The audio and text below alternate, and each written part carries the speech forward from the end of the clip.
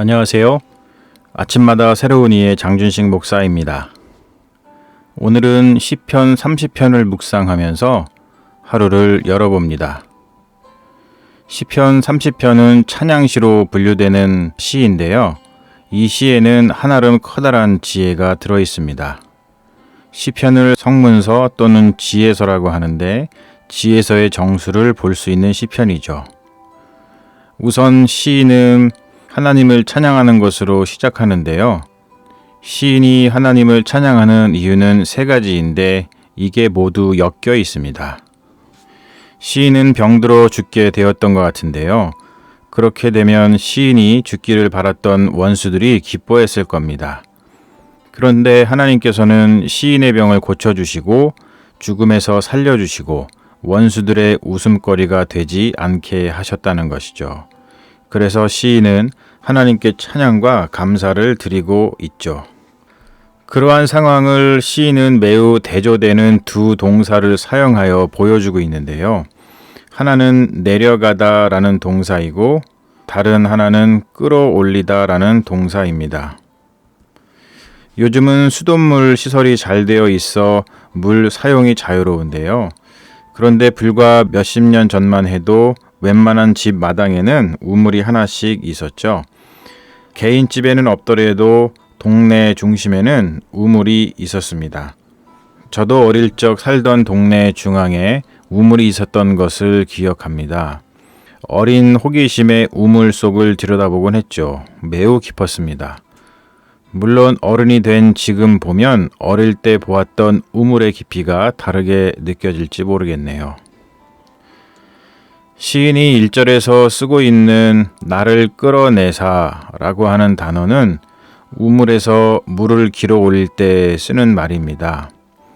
3절에서도 비슷한 단어가 쓰이는데요. 시인은 주님께서 자신의 영혼을 수월에서 끌어냈다고 고백하고 있죠. 모두 어딘가 깊은 곳에 빠졌는데 그 깊은 곳에서 끌어올려짐을 당하는 상황을 표현한 단어들입니다.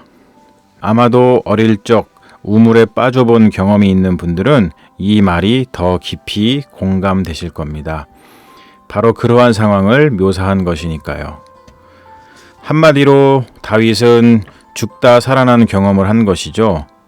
그런데 시인이 죽다 살아난 것은 우연히 그렇게 된 것이 아니라 2절에서 여호와 내 하나님이여 내가 주께 부르짖음에 나를 고치셨나이다 라고 고백하고 있는 것처럼 우물에 빠진 나를 동네에 살던 누군가 구해준 것처럼 하나님께서 그렇게 자신을 구원해 주셨다고 말하고 있는 것이죠.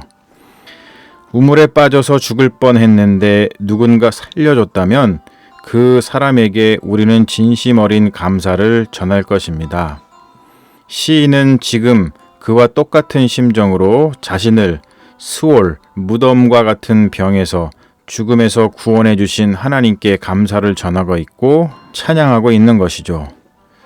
구원을 실제로 경험하는 이러한 영적 감수성은 매우 중요합니다.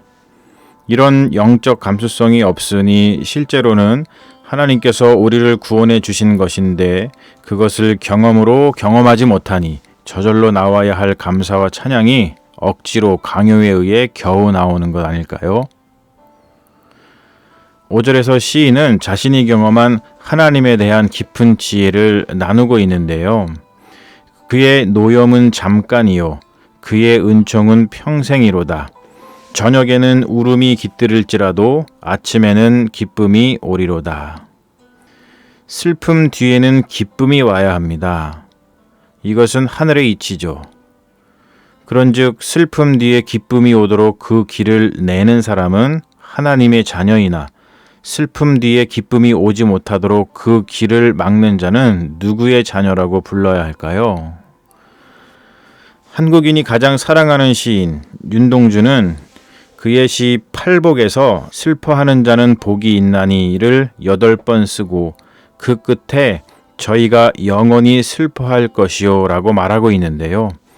슬픔 뒤에는 기쁨이 와야 하는데 누군가 기쁨이 오는 그 길을 막고 있기에 영원히 슬퍼할 수밖에 없는 현실을 한탄하는 것이겠죠. 아직까지 우리 대한민국의 역사에서 이러한 비통한 현실이 반복되는 것은 비극입니다. 슬픔 뒤에는 기쁨이 와야 합니다. 이것은 하늘의 이치입니다.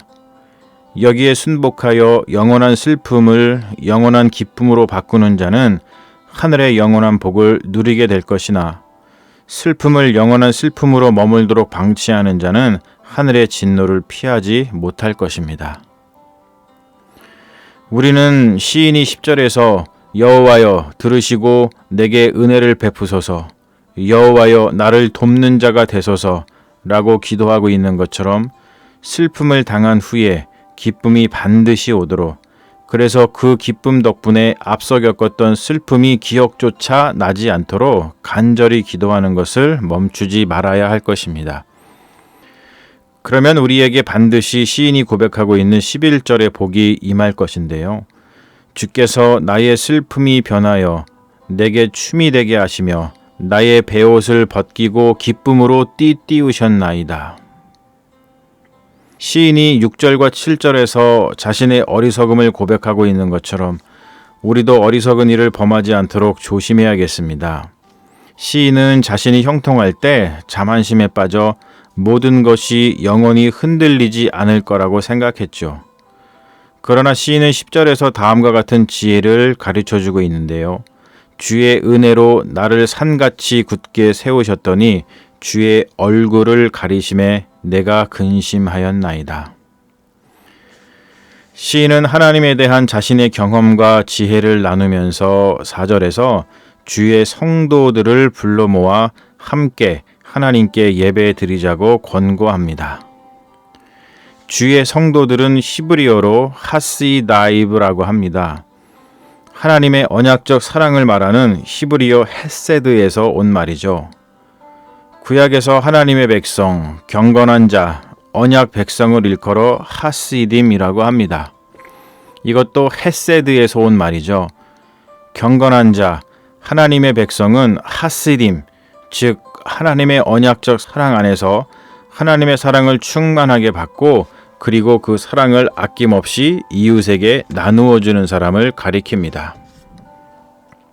우리는 그리스도 안에서 하나님의 언약적 사랑을 충만히 누리고 있는 그리스도인입니다. 그래서 그리스도인은 하나님께 받은 그 사랑을 이웃들과 충만하게 나눕니다.